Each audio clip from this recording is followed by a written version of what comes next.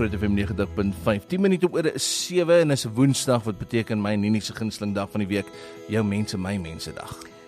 So vandag dink ek is 'n storie van ek dink 'n hoopstoot.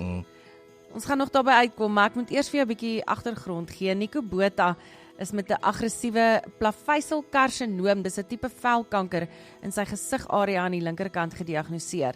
Sy linkeroor is een groot wond en elke dag leef hy met ondraaglike pyn terwyl die kanker aanhou versprei en sy gesondheid verswak. Hy het nie meer 'n oor aan die linkerkant nie as gevolg van die tumor. Dit het sy en sy vrou Joey se lewens ingrypend verander en elke dag is 'n stryd. Nico wag al maande op 'n lewensreddende operasie by een van die staatshospitale in Pretoria, maar weens honderde pasiënte wat ook wag, raak tyd sy grootste vyand. Nico en sy vrou Joey kuier by my Doops net hierna. Ons vandag in die ateljee om te gesels is Nico, sy vrou Joey, en ons het ook vir Dr. Kliggie by ons wat jy klein bietjie later gaan ontmoet. Môre julle twee, Nico, Joey. Hallo. Hoe gaan dit met julle? Goed, dankie self.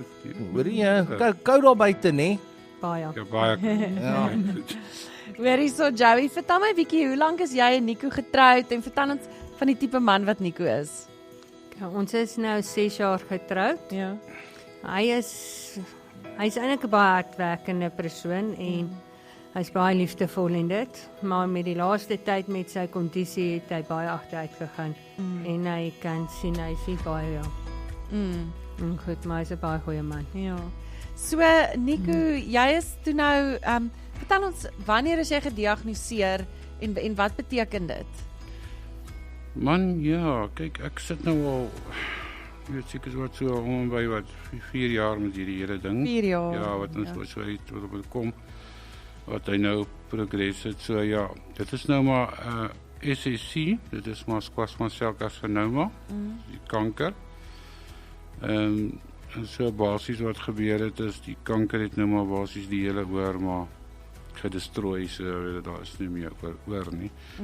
En So is daar 'n wond. ja, Okay. kyk ek het nou, dis een groot wond, dit is basies Daar's nie meer oor nie. So ons het ook vir Dr. Kliggie hierso by ons en dokter, miskien kan jy vir ons net sê, jy weet hierdie spesifieke tipe kanker wat Nico nou het, jy weet, is dit iets algemeen, is dit 'n bietjie meer skaars en hoekom kry mense hierdie agteruitgang?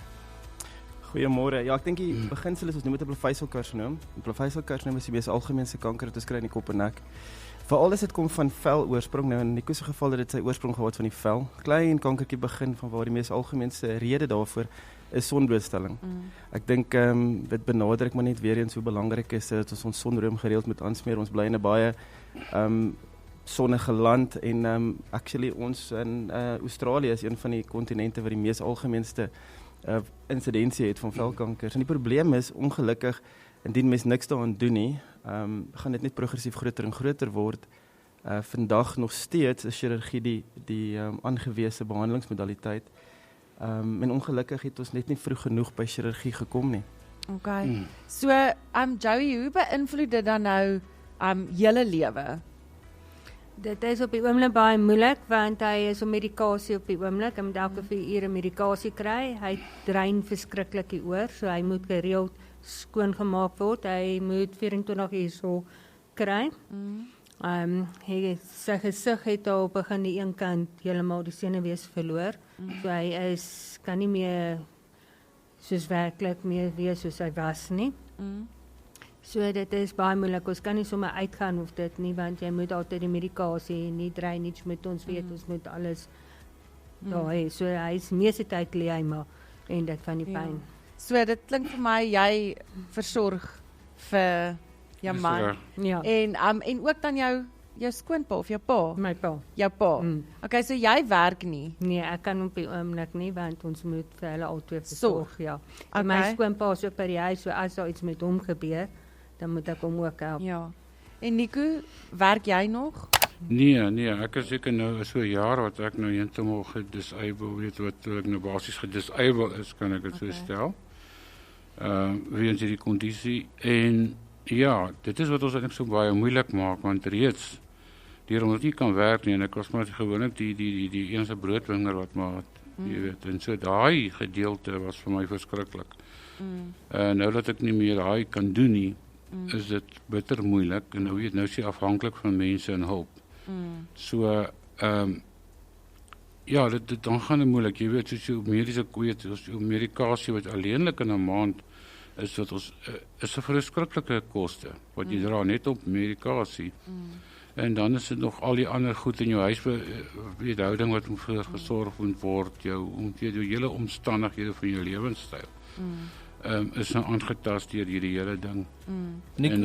Nico, en julle het nou gaan aanklop by die staatshospitale want jy het soos wat dokter Kliege ook nou gesê het, dis 'n dringende operasie wat jy nodig het om jou jy weet lewenskwaliteit weer vir jou te kan teruggee, maar hulle vat doeteenvoudig net te lank. Ja. Kyk wat gebeur is ons ek kom al 'n lang pad saam met die hospitaal.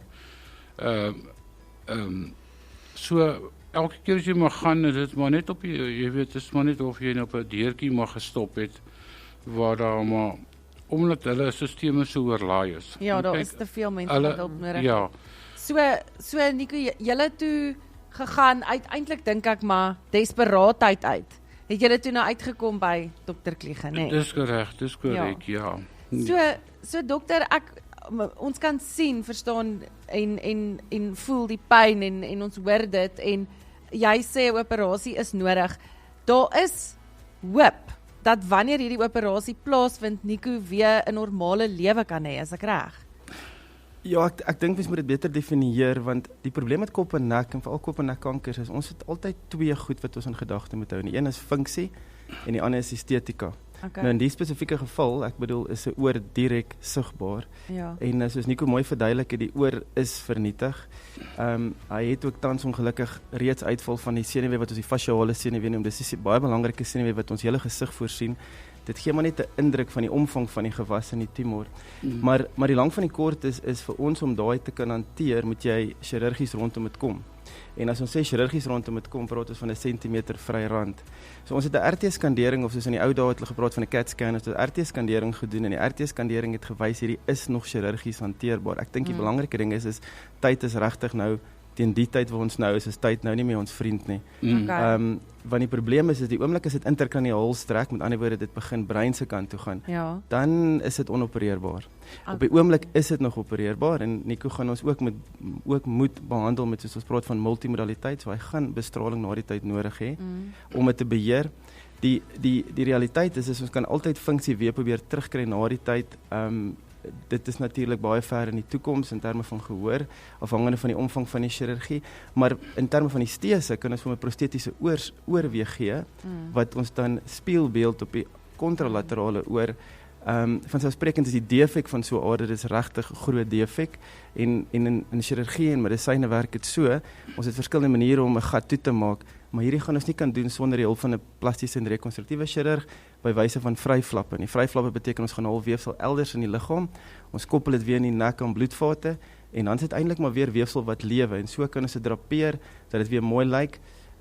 So die omvang van die gewas is 'n stadium 4, maar die goeie nuus vir my met Nico is, hy het nie wat ons noem afgeleë metastases nie, dit beteken ons nie uitsaaiings na die longe toe nie, en ons ook nie uitsaaiings na die kliere in die nek toe nie. Okay, so ons noem dit nou en sien, dis die goeie ding, en ek dink dis hoekom ek regtig dink ons kan vir Nico hier help. Natuurlik, soos ek sê, ek kan nie genoeg benadruk, die tyd is ons vyand hier. So, as jy praat van tyd, hoeveel tyd is daar? Jaar, maande, weke? Ja, dit is altyd so 'n moeilike vraag. Ek weet, maar praat ons in jare of praat ons in weke? Ek dink ons praat in weke en ek dink ook nie baie weke nie. Ek dink die beginsel is ons het 'n RT-skandering ook omtrent 6 weke gelede gedoen.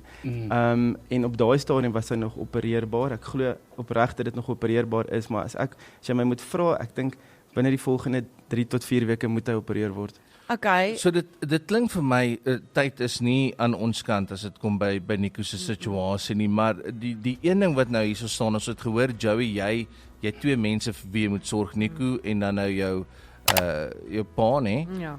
Wat jy na kyk en die ander probleem natuurlik, hierdie tipe operasies is nie sommer net iets wat jy uit jou sak uit betaal nie, dokter. Dis 'n duur operasie. Hoekom is dit so duur? Die rede is ongelukkig die omvang van die teater. So ek wil ons praat hier van 'n 12 tot 14 ure chirurgiese ingreep. Wow. Net omrede die omvang van wat ons moet bereik. Ek wil in die primêre is eers kry die tumor uit en dan die rekonstruksie. In sulke gevalle gaan almal na die tyd intensiewe sorgeenheid toe, vanselfsprekend.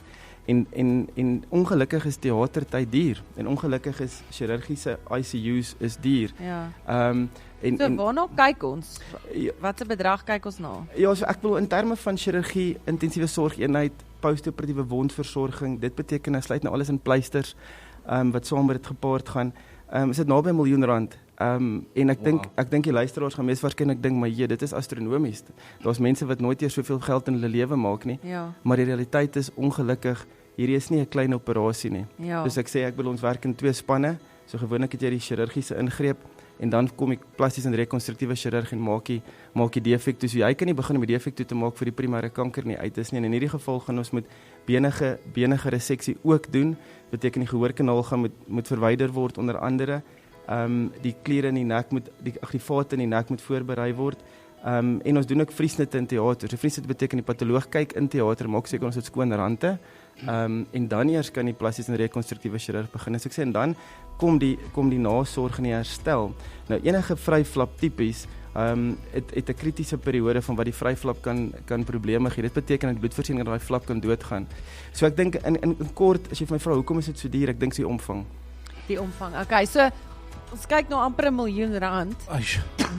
Ja, R1 miljoen is nie iets wat ek het wat sommer rond lê nie. Anders ek het vir geen ek belowe, maar ons het ongelooflike vriende van hierdie radiostasie en ek weet julle het ook 'n Back and Buddy begin, hè.